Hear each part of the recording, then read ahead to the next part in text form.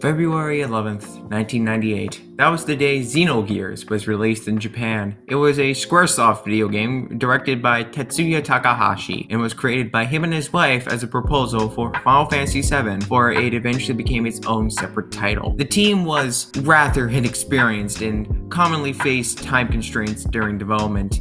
A sequel was planned at one point, but never came to be. A year later, in 1999, Takahashi founded his own video game company, Monolith Soft. Their first project was a spiritual successor to Xenogears called Xenosaga.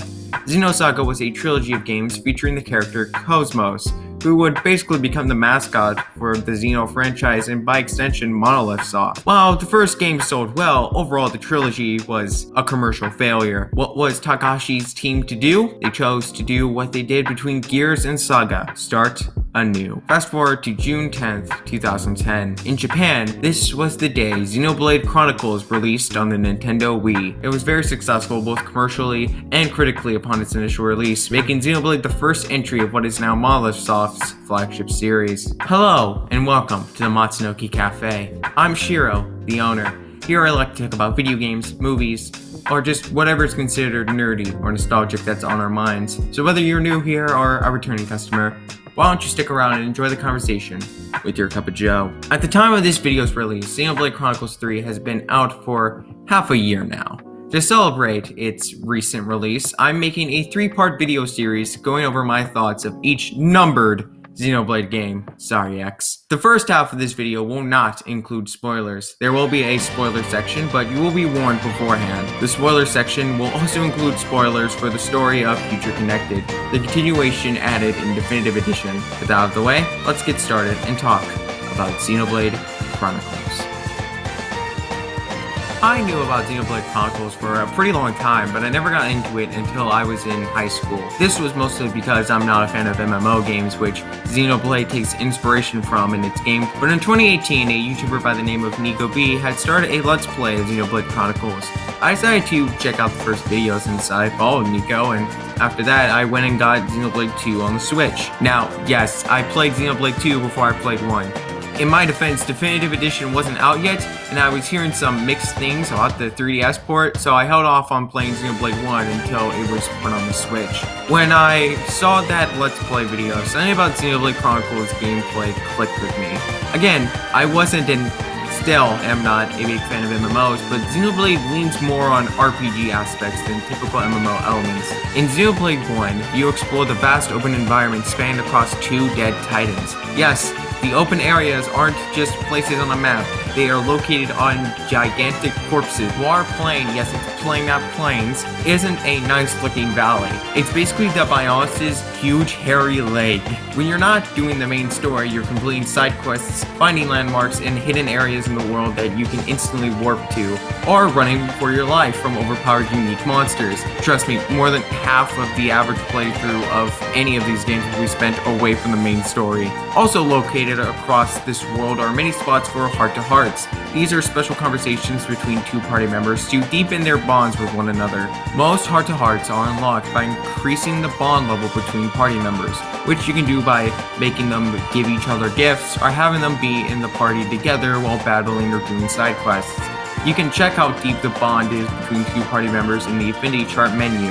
However, that affinity chart isn't just limited to the main cast. Each populated area in Xenoblade 1 comes together to form this huge affinity chart. Completing side quests doesn't only give you cool rewards like money and equipment, they affect the affinity chart of the particular area. Doing a quest for an NPC can change how the people connected to them on the chart will think of them, for better and sometimes for worse.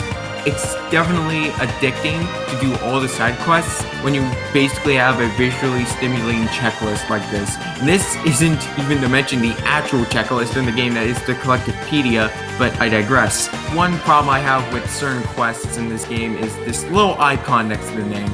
Yes, this game has time quests, which become unavailable if you progress far enough in the story.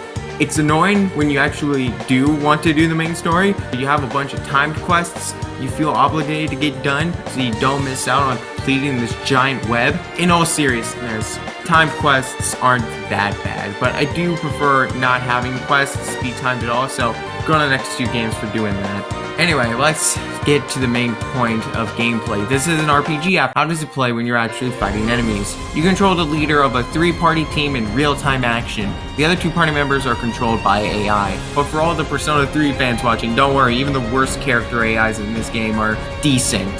The characters will auto-attack as long as they're close to the targeted enemy, with those basic attacks charging up the white button at the center of their skill list, which is called the battle palette. The other 8 circles represent the character's arts. These are basically special moves that have different effects, which is depicted by the color and the symbol used. Some arts are better for inflicting statuses or debuffs, some do extra damage if you hit the foe from the side or the back, and some are meant to draw aggro so the enemy targets that specific party member. Now, one cool thing all the Xenoblade games do is incorporate story elements into the gameplay. The first game has the best example of this with Shulk's visions. Shulk wields the mythical sword called the Minato, which not only gives him a second battle palette for unique Minato arts, it also grants him the ability to see into the future. In gameplay, visions will pop up in a fight when an enemy is about to do an attack that could knock out the targeted party member. This is where Shulk's Minato arts come in. Most of them are used to apply the necessary buffs that will prevent that party member from dying in a few seconds. Visions can be a real lifesaver during boss battles. Don't worry though, you don't need Shulk in your party for visions to pop up. I only learned that during New Game Plus, but hey, better late than never, right? Another important mechanic in battle is the chain attack. Basically, when you fill this meter in the corner during a fight, you can freeze time and unleash a string of attacks on your enemy while it can't fight back. There are ways to extend the length of a chain attack to land more hits, but the chances of the prompt appearing are influenced by the affinity level between the characters in your party. I'm not a fan of how it's still up to luck for the prompt to appear even when all 3 party members are at max affinity with each other, and I do prefer how 2 allows the player to extend chain attacks, but we'll talk about that in the Xenoblade 2 video. Overall, Xenoblade Chronicles 1 is super fun to play. The battle system in general is really chaotic, but in a good way, with visions being a really neat mechanic to spice things up. Trying to 100% any of these games can be a time-sinking nightmare, but at least it won't be boring since the ever-changing affinity chart is a good visual for the progress you make in the side content. Plus, side questing allows you to explore more of the environments, which leads us to our next topic. Xenoblade goes above and beyond with its world building. The simple premise of living on the husks of giants and a theme of biological versus mechanical life is turned into an expansive world with a history as deep as our planet's own. That's why so many locations are as memorable as they are. Colony 9, Satoru Marsh, Alchemath, that one area in Smash Bros. The world is more than a cool backdrop for this story to be told in. The Bionists and Mechanists are as pivotal to the plot as the individuals living on them. I decided this will also be the section where I talk about the game's graphics, and my god, are they stunning? The original Wii version did a good job at portraying its locales with the graphics it had back then, but I think everyone can agree with me that the definitive edition on the Switch looks a whole lot better. I honestly prefer the art style shift in definitive edition, especially since it allows the characters to be more expressive. There is a charm to the old models, but are you really gonna tell me this looks worse than this? I mean, just look at how cute my man Ricky is in definitive edition. This Chad is adorable. And I will say the character designs themselves are also really good. I like everyone's outfits. Shulk's red hoodie is really cool. Brian's got a good piece of armor that looks just the right amount of stylish. Dunban's coat and everything is just really awesome, and I love it. And I'm sorry, but as I keep talking about these designs, all I can think about is my friend SL live streaming these games, and I kid you not, he just really wanted all the characters to be in swimsuits from beginning to end. It was just so funny because it got to a point where I was starting to forget what the actual outfits on the characters looked like. That was fun. Thanks, SL. Go sub to him, by the way. He's great. He's great. Okay, time for spoilers. If you have not played Xenoblade Chronicles 1, please skip to this time code to avoid getting spoiled. I can assure you, you definitely don't want to ruin this story for yourself. Alright, are they gone? Then let's talk spoilers. The story of Xenoblade Chronicles can be described with a single sentence.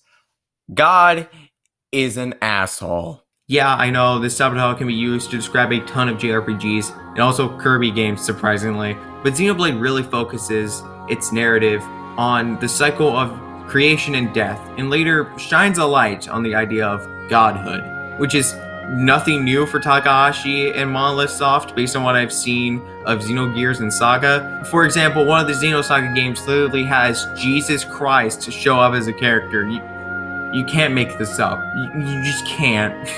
Xenoblade Chronicles' main story has received a ton of critical acclaim due to its masterful work of plot twists. Like how Shulk being able to use the Monado was actually because he was just the host for Zanza for most of the game. There are a ton of details and moments that build up to this twist. One of my favorites being this little conversation here between Shulk and Ryan after the Colony 8 attack. Give me a hard time.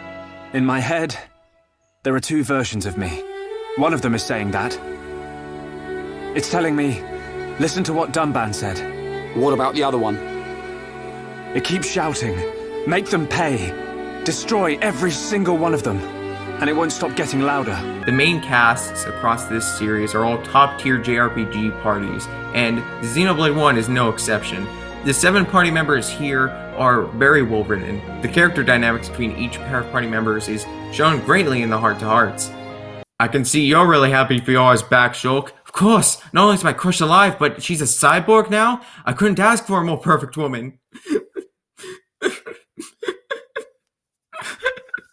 There are also several great characters outside of the main 7. Alvis, Dixon, Mumkar, Choo-Choo. Okay, I'm obviously kidding on that last one. He can burn for eternity for all I care. Get the materials to build Colony 7 yourself, you little sh**. Looking at Xenoblade 1 in a vacuum, it's sort of a wonder how this game, set in a fantasy world, goes for a science fiction angle at the end. But looking back at Takahashi's previous Xeno endeavors, this science fiction element wasn't anything new, like at all. After being the final boss, we see how the Bionis and Mechanis came to be. A scientist named Klaus ends up destroying the world we know and creates a whole new one in its place, where he becomes the god of the Bionis, Zanza. After Shulk is shown the true origins of the world, he's now fully aware what the powers of a god does to a man. Many people wish to create something new or innovate on what came before to leave some sort of lasting impact on the world. However, when a person is granted the unlimited powers of a god to create whatever they desire, they're bound to become emotionally and even physically isolated from their creations. The fear of being forgotten within that state of isolation drove Zanza mad, and it could drive anyone mad. And so Shulk chooses to give up his godlike abilities after resetting the universe to a better state, because he fully believes the world doesn't need a god to stay alive and well. Ending like that is really beautiful.